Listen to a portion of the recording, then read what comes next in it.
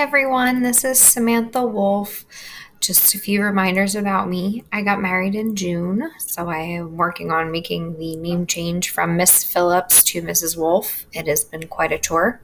I currently teach second grade at Riverside Elementary School, which is part of the Reading School District, and I really love to spend time with my friends and my family. I enjoy shooting, exploring different places, baking and decorating cakes, and I also enjoy crocheting.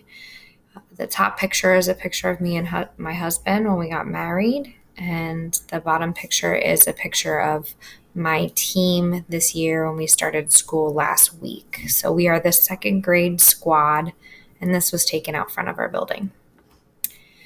As I was reading the Moskowitz article, I had so many things come to my brain. My prior experience with teaching online was very little. I taught online from March of 2020 to June of 2020, and it was very limited where we were posting on Class Dojo. We eventually got set up with Google Classroom and taught from there. From that point on, then we started our new school year last year and carried from September of 2020 through April of 2021, teaching online exclusively using the Google G Suite, educational G Suite. And then in April, we taught hybrid where we were teaching in person and online at the same time. That is my teaching online. My time as a student with learning online was just started in June of 2021.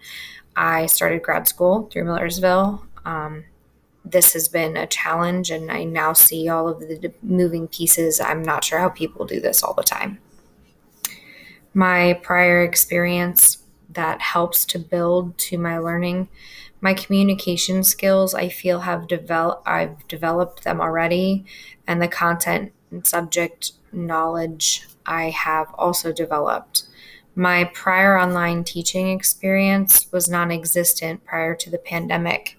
My technology skills are mediocre. I can do what I need to do to function, but without someone teaching me new skills, I have not learned anything new. Last year was a huge learning curve for me.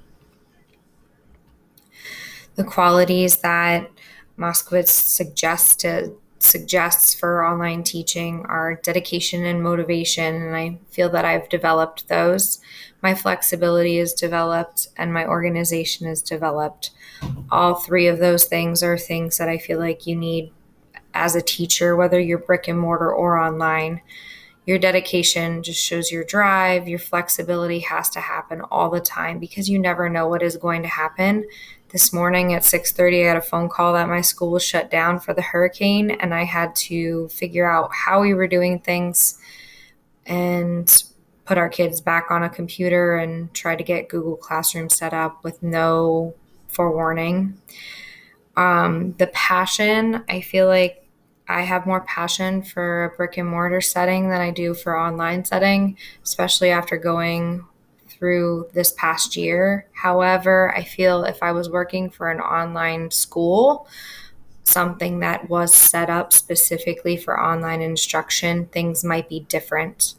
And patience. Patience is always a work in progress. Some days you're more patient than others, and that's just how I feel about being patient in a classroom, whether it's online or in brick and mortar.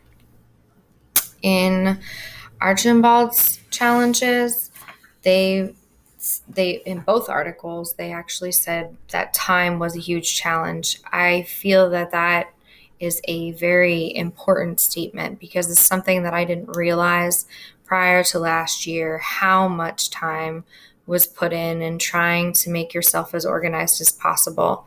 I felt like I was a slave to constantly having to be attached to my computer or my cell phone last year in case parents reached out to me. And it's really important to set up that time frame. And that's something that I've done this year moving forward. Our course content is something that is also extremely important. Last year we had content planners, and I also noticed in Archibald's article there was a statement from a teacher that made me feel like it hit home. And it was talking about how the online learning experience with a content planner is challenging because you feel like you can't put your own twist on things, or you can't help your students with things when you're being told what you have to teach. And as far as student issues, I feel like it could be a challenge, especially with technology.